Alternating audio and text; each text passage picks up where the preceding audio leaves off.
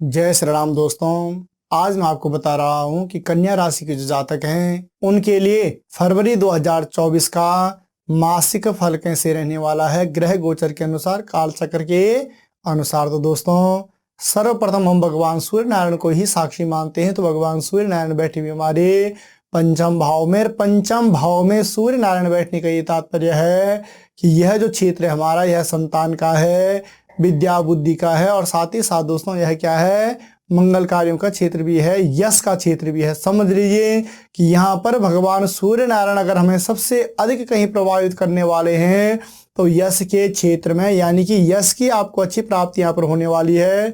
और साथ ही साथ विद्यार्थियों के लिए भी यह समय अच्छा रहने वाला है, विद्या बुद्धि के लिए यह समय हमारा अच्छा रहने वाला है। उसके बाद दोस्तों पुनः भगवान सूर्य नारायण क्या है, छठे घर में जा रहे हैं। छठे घर यानी रिपु भाव में जब यह जाएंगे तो अवश्य ही आपके जो उलझे हुए कार्य हैं वो है कार्य यहाँ पर बनते हुए दिखाई दे रहे हैं। अगर किसी भी प्रकार से कोर्ट कचहरी से संबंधित भी कोई आपका कार्य चल रहा है, केस इत्यादि चल रहा है, तो यहाँ पर वह उसमें किया गया प्रयास दोस्तों आपके लिए क्या है, सार्थक रहने वाला है। पुनः दोस्तों हम आते हैं भूमिपुत्र मंगल।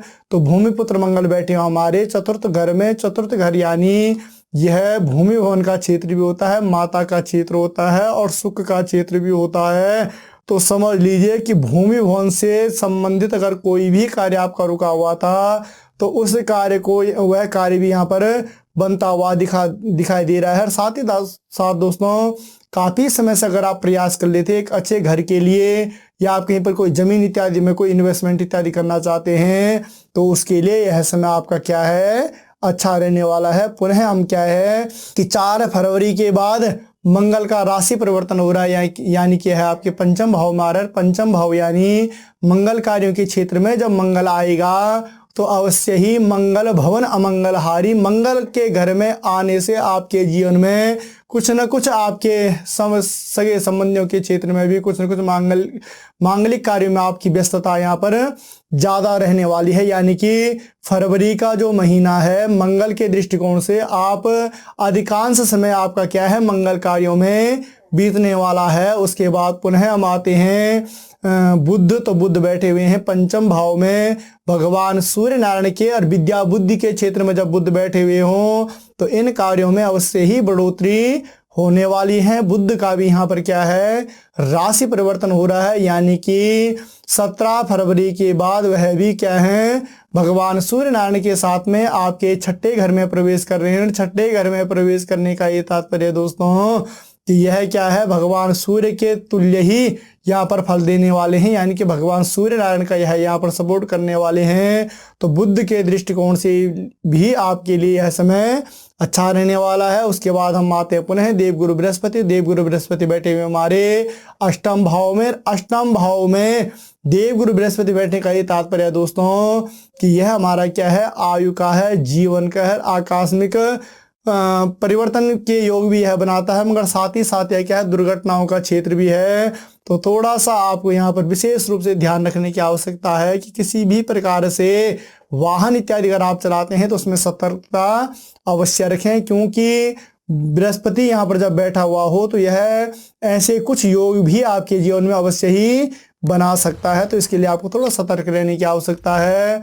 पुनः दोस्तों हम आते हैं शुक्र। शुक्र बैठे हुए हमारे चतुर्थ भाव में। सुख के घर में जब शुक्र बैठे हुए हों तो सोने में सुहागा वाला जो सूत्र है यहाँ पर वह बनता हुआ दिखाई दे रहा है, यानी कि आपको सुख की अवश्य ही प्राप्ति यहाँ पर होने वाली है। उसके बाद दोस्तों क्या है कि शुक्र का भी क्या है, 10 फरवरी के बाद राशि परिवर्तन, यानी आपके पंचम भाव मारा है, संतान भाव मारा है, तो संतान सुख भी आपको प्राप्त होने वाला है। यानी कि काफी लंबे समय से दोस्तों अगर आप संतान से संबंधित कुछ परेशानी आपके जीवन में चल रही थी, संतान सुख आपको प्राप्त नहीं हो पा रहा था, तो इस समय का किया गया प्रयास आपका उस संतान के लिए भी सार्थक रहने वाला है। और साथ ही साथ मंगल कार्यों से संबंधित क्षेत्र भी आपका यह रहने वाला है। उसके बाद पुनः हम आते हैं शनि। तो शनि बैठे हुए हमारे छठे घर में, और छठे घर में शनि बैठने का ये तात्पर्य है कि यह क्षेत्र भी हमारे लिए अच्छा रहने वाला है, क्योंकि छठा घर ही एक ऐसा घर है दोस्तों कि जहां पर कोई भी क्रूर ग्रह बैठता है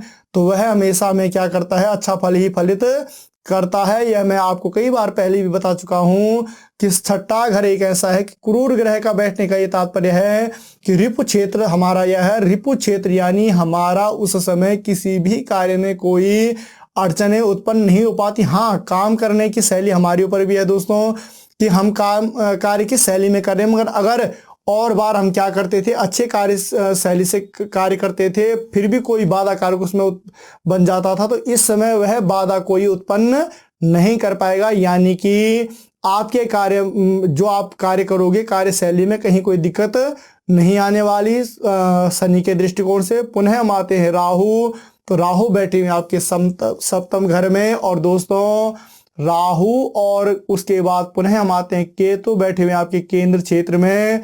इन दोनों ग्रहों को लेकर थोड़ा सा यहाँ पर आपको मनन करने की आवश्यकता है, क्योंकि सप्तम भाव में जब राहु बैठा हुआ है तो मानसिक क्लेश बनाएगा, और लगन में जब केतु बैठा हुआ होगा वह उसका पूर्णतः सपोर्ट करेगा। यानी कि आपको जीवन साथी के साथ में कुछ न कुछ दिक्कतें चलती रहेंगी, बनती हुई दिखाई दे रही हैं। तो थोड़ा दोस्तों इसके लिए हमें क्या करना है, यहाँ पर राहु के निमित्त कुछ न कुछ दान इत्यादि अवश्य करना है। और साथ ही साथ मतलब क्या है कि किसी प्रकार से भी हमें मतलब जीवन साथी के साथ में पारिवारिक क्लेश इत्यादि है, मानसिक क्लेश इत्यादि है, वह नहीं बनाना है। जितना हम वाद विवाद करेंगे उतना ही हमारा गृहस्थ इससे क्या होने वाला है, पीड़ित होने वाला है। ये लंबे समय के लिए रहने वाला है, इसलिए मैं आपको सचेत कर रहा हूं राहु और केतु के दृष्टिकोण से। तो कन्या राशि के जातक विशेष रूप से इसे सुन लें कि आपको इन चीजों से विशेष रूप से ध्यान देना है। अपने गृहस्थ को आपने अवश्य ही संभाल कर रखना है। दोस्तों कोई भी चीज, एक छोटे से छोटे कार्य से भी कोई चीज खराब हो जाती है, तो आपको इस प्रकार से इस समय क्या है विशेष रूप से ध्यान रखने की आवश्यकता है कि आपने अपने ग्रस्त को भी समय देना है, ग्रस्त के प्रति भी थोड़ा सचेत होना है। और अगर आप ऐसे करने में सक्षम रहोगे तो अवश्य ही कहीं कोई दिक्कत नहीं आने वाली है। अगर ओवरऑल देखें तो कन्या राशि के जातकों के लिए यह समय अच्छा है। दोस्तों जो चीजें मैं आपके लिए बताता हूँ किसी ग्रह के निमित्त कभी बताता हूँ, हम यहाँ पर उपाय हर वीडियो में तो बता नहीं सकते। उसके लिए हमने क्या कर रखा है कि उस पहले ही हमने वीडियो बना रखी है सारी, तो आप उन वीडियो को देख लीजिए। जो ग्रह है जो हमें अनिष्ट फल प्रदान कर रहा है उसके निमित्त, उसके शांति के निमित्त जो उपाय करने हैं या जप इत्यादि करने हैं या किसी प्रकार से कोई दान इत्यादि करना है, आप उन वीडियो को देख सकते हैं। और उनसे मतलब अगर आप उनसे भी कोई सेटिस्फेक्शन आपको नहीं हो पाता, सेटिस्फाइड आप नहीं हो पाते हो, तो दोस्तों हमारा संपर्क सूत्र भी यहाँ पर लिखा हुआ है। आप इस संपर्क सूत्र पे आप हमसे क्या विश्लेषण, कुंडली विश्लेषण इत्यादि करवा सकते हैं। या इन ग्रहों के निमित्त जो ग्रह आपको पीड़ित कर रहे हैं किसी भी प्रकार से आपके ग्रस्त में या आपके मतलब वैवाहिक जीवन इत्यादि में या फिर आपके एजुकेशन इत्यादि में या फिर आपके कार्य क्षेत्र में, तो दोस्तों आप उनका विश्लेषण अवश्य ही करवा सकते हैं। उसके लिए हमारा संपर्क सूत्र यहाँ पर दिया गया है। दोस्तों आपको हमारा यह वीडियो कैसे लगा, आप इसे लाइक भी करें, शेयर भी करें, और मिलते हैं पुनः एक नए वीडियो में। तब तक के लिए जय श्री राम।